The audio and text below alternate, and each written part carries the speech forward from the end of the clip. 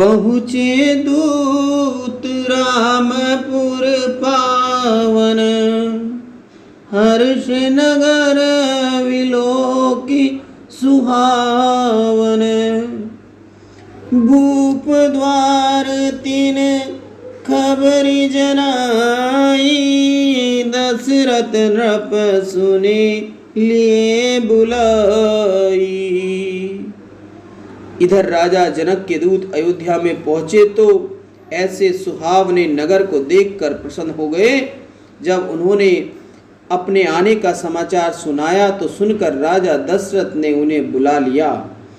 करई प्रणाम तिनहि तिन पाती दीनी, मुदित महीप आप उठ लीनी। बारी विलोचन बाचत पाती, पुलक गात आई भरी छाती। तब प्रणाम कर दूतों ने वह पत्रिका दी तो राजा दशरथ ने प्रसन्न होकर स्वयं उठकर ले ली। पत्र को बाजते ही उनके विशाल नेत्रों में जल भर आया और शरीर पुलकायमान हो गया। राम लक्षण उरे करवर चीठी, रही गए कहत न खाटी मीठी। पुनि धरी धरी पत्रिका बाची, हर्षि सभा बात सुनी साची। राम लक्ष्मण के हाथ की पत्रिका देखकर राजा दशरथ ने हृदय से लगा लिया और मारे आनंद के कुछ कह न सके। धैर्य धर कर पढ़ा तो ब्याह का समाचार जानकर सभा हर्षित हो गई। खेलत रहे तहाँ सुधि पाई, आए भरत सहित दो भाई। पूछत अतिशन हे सकुचाई, तात काते पाती आई। उधर भरत और शत्रुघ्न जहाँ खेलते थे, जब यह समाचार उनको मिला तब भरत सहित दोनों भाई दौड़ते हुए आए और बड़े संकोच से पूछा कि पिताजी यह पत्र कहाँ से आया है।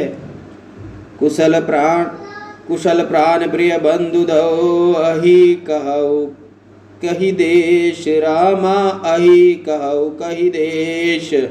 सुनि सनेह सान वचन, बाची बहुरी नरेश रामा, बाची बहुरी नरेश।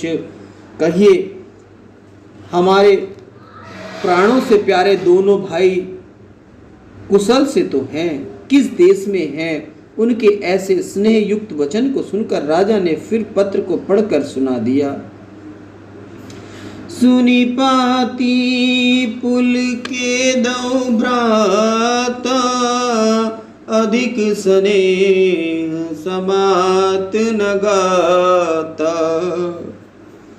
प्रीति पुनीत भरत की देखी, सकल सभा सुख लहो विशेषी। पत्र को सुनकर भरत शत्रुघ्न दोनों भाई प्रसन्न हो गए और ऐसा प्रेम बढ़ा कि जो हृदय में नहीं समाता।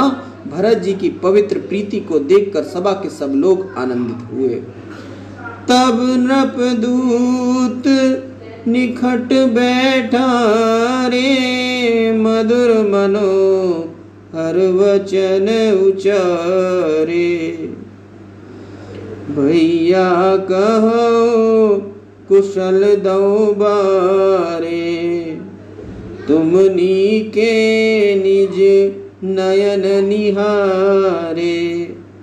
तब राजा दशरथ ने दूतों को बैठाकर मीठी वाणी में यह वचन उच्चारित किए कि भाई कहो हमारे दोनों बालक कुशलता से तो हैं, क्या तुम अपनी आंखों से देखे हो। श्यामल गौर धरे धनु हाथा, वै किशोर कौशिक मुनि सा था। पहचाने हूँ तुम कहो सुभाओ, प्रेम विवश पुनि पुनि कहराओ। वे सांवले और गोरे, हाथ में धनुष धारण किए, किशोरावस्था अर्थात 16वें वर्ष के हैं और विश्वामित्र मुनि उनके साथ हैं। यदि तुम पहचानते हो तो उनका स्वभाव कहो। जाके दिन ते मुनि गए विलाई, तब ते आजु साची सुधि पाई। कहो विदेह कवन विधि जाने, सुन प्रिय वचन दूत मुस्काने। जिस दिन से मुनि जी लिवा ले गए तब से आज ही सच्चा समाचार पाया है। कहो राजा जनक ने उन्हें किस प्रकार पहचाना। ऐसी मीठी बात सुनकर दूत मुस्कुराने लगे। सुनाहु महीपति मुकट मणि, तुम्हें सम धन्य न कहो। रामा तुम सम धन्य न कहो। राम लसन जा के तने विश्व विभूषण दो। रामा विश्व विभूषण दो। फिर बोले, हे राजाओं के मुकुट मणि, सुनिए, आपसे बढ़कर भाग्यशाली आज कोई नहीं है कि जिसके संसार के अलंकार रूप राम लक्ष्मण जैसे 2 पुत्र हैं। पूछन योग ने तन्य तुम्हारे, पुरुष सिंह तिहु पुर उजियारे। जिनके यश प्रताप के आगे, शशि मलिन रवि शीतल लागे। तुम्हारे पुत्र पूछने के योग्य नहीं, वे मनुष्यों में सिंह रूप और तीनों लोकों में प्रकाश करने वाले हैं। जिनकी कीर्ति और प्रभाव के आगे चंद्रमा मलिन और सूर्य शीतल लगते हैं। तिन कह कहीं ये नात की मिची है, देख रवि की दीप करली ने। सिय स्वयंवर भूप अनेका, सिमटे सुबट एक ते का। महाराज उनके लिए आप क्या कहते हैं? क्या सूर्य को दीपक लेकर देखा जा सकता है? सीता जी के स्वयंवर में एक से एक बढ़कर अनेक योद्धा आए और दुबक गए। शंभु सरासन काहू नटारा, हारे सकल भीर बरियारा। तिनि लोक में जे भट जानी, सकई सकती संबुधन बानी। परंतु श्री महादेव जी के धनुष को कोई भी टाल न सका और सभी वीर योद्धा हार गए। त्रिलोक्य में जितने भी अपने को वीर मानते थे, सबकी शक्ति को धनुष ने भंग कर दिया। सकई उठाई सुरासुर मेरु, सोहिए हारि गए करि फेरु। जेहि कौतुक शिव शैल उठावा, सोते ही सबा पराभव पावा। जो सुर असुर सुमेरु पर्वत को भी उठा लिए थे, वे भी हार मानकर धनुष को फेरा लगाकर चले गए। जिस रावण ने कैलाश उठा लिया था, वह भी सभा में हार मान गया। तहाँ राम रघुवंश मणि, सुनिए महा महिपाल। रामा सुनिए महिपाल, भंजहु चाप प्रयास बिनो, जिमि गज पंकज नाल। रामा जिमि गज पंकज नार।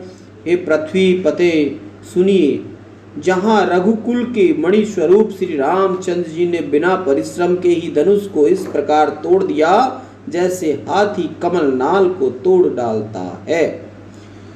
सुनी सरोष भृगुनायक आए, बहुत भाते तिन आँखि दिखाए। देखी राम बल निज धनु दीना, करी बहुरी विनय गवन बन कीना। पश्चात धनुष का टूटना सुनकर परशुराम जी आए और उन्होंने बहुत प्रयास प्रकार से आंखें दिखाई, किंतु वह भी राम जी के बल को देख विनय करके वन की ओर चले गए। राजन राम अतुल बल जैसे, तेज तेज निधान लखन पुनित से।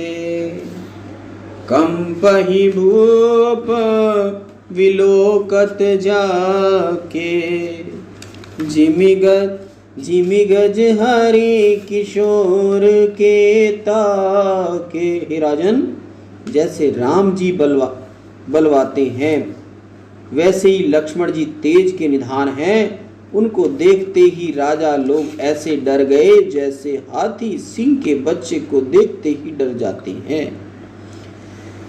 देव देखी तब बालक दो, अवर आँख तर आव न को।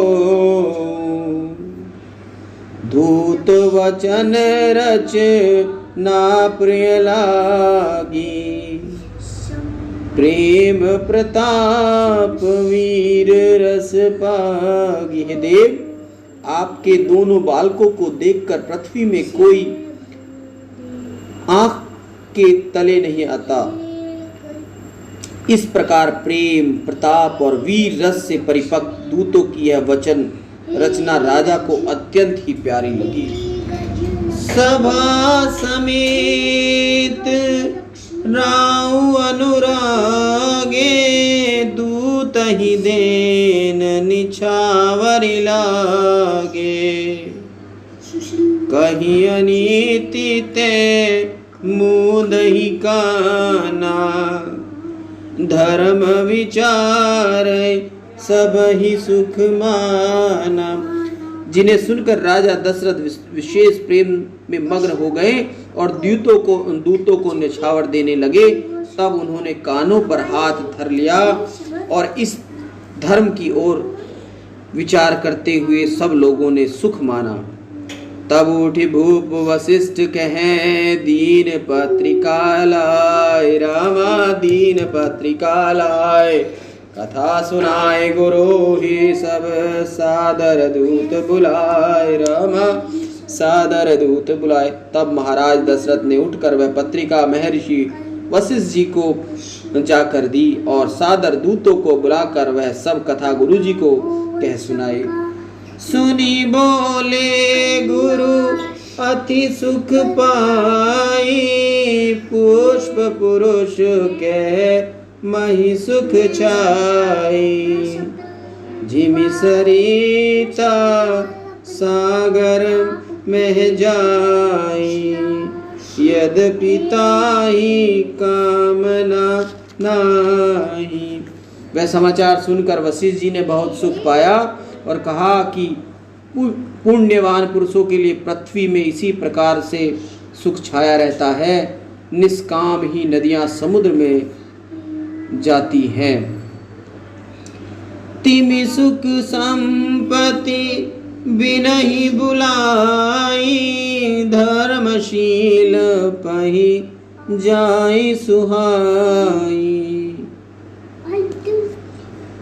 तुम गुरु विप्र धनु सुर सेवी, तस पुनीत कौशल्या देवी।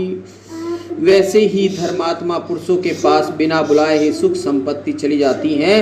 हे राजन, आप जैसे गुरु, ब्राह्मण, गौ तथा देवताओं की सेवा करने वाले हैं, वैसे ही कौशल्या देवी भी हैं। सुकृत तुम सम्मान जग माही, भय उन है कहु हो न हुना।